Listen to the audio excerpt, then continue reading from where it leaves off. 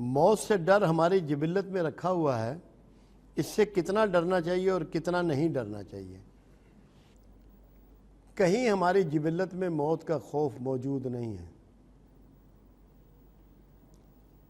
یہ وہ امر ہے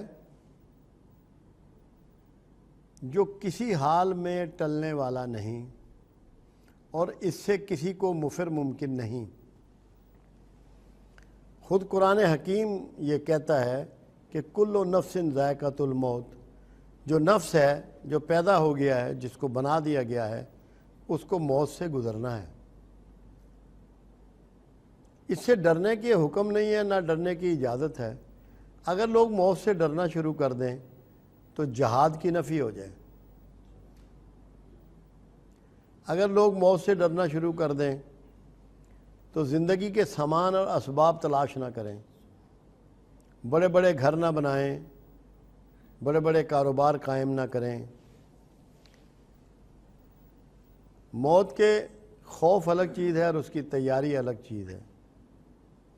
حکم ہے ہمیں اس کی تیاری کرنے کا۔ اللہ کے حبیب صلی اللہ علیہ وسلم کا فرمان مبارک ہے، جو اللہ سے جلد ملنا چاہتا ہو، جو اللہ کو راضی کرنا چاہتا ہو، اسے چاہیے کہ موت کو کثرت سے یاد کرے۔ تو اگر ڈر سکھایا جاتا تو جس سے ڈرے اس سے کثرت سے تو یاد نہیں ہوتا۔ تو موت یاد کرنے کی چیز ہے، تیاری کرنے کی چیز ہے۔ میں ایک مرتبہ ایک لیکچر میں نے بات سمجھائی کہ جو شخص اپنا متبادل پیدا نہیں کرتا، اس کا مطلب یہ ہے کہ اسے موت یاد نہیں ہے۔ موت کی تیاری میں یہ بھی آتا ہے کہ آدمی اپنا نعم البدل پیدا کرے، ایسا اسٹوڈنٹ بنائے، ایسے لوگ اپنے پیچھے چھوڑ جائیں جو اس کے پروگرام کو آگے بڑھانے والے ہوں۔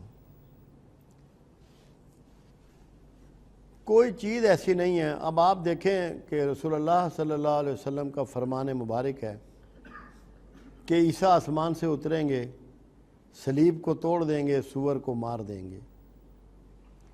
اب عیسیٰ کا اترنا کیوں ضروری ہے؟ کیونکہ قرآن کہہ رہا ہے کل نفس ذائقۃ الموت، کہ ہر نفس کو موت سے گزرنا ہے۔ عیسیٰ کیونکہ ایک نفس ہیں، مخلوق ہیں، اس لیے لازمی ہے کہ انہیں موت سے گزرنا پڑے گا۔ اتریں گے تو موت سے گزریں گے۔ جس چیز سے فرار ممکن نہ ہو اس سے ڈرنے کا کوئی وجود نہیں ہے۔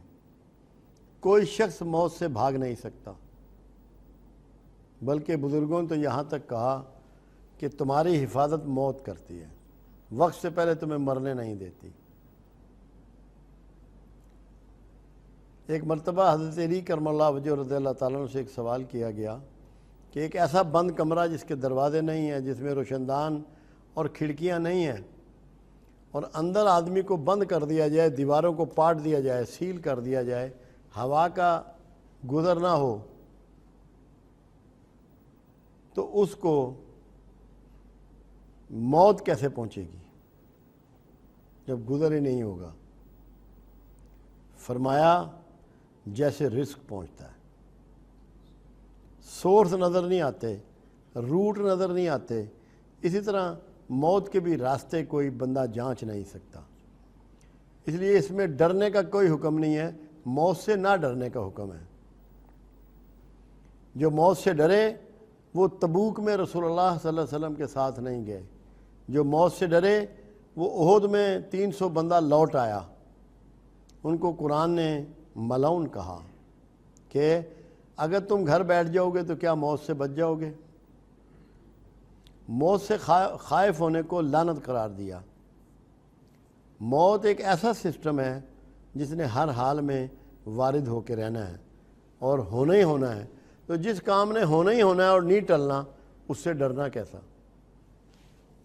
اگر آپ موت سے ڈر جائیں گے تو حق کہنا چھوڑ دیں گے، اور حق کہنا دین کی بنیاد ہے اور اصل ہے۔ اس لیے یہ بات یاد رکھیں، موت کو یاد رکھنا ہے، موت سے ڈرنا نہیں۔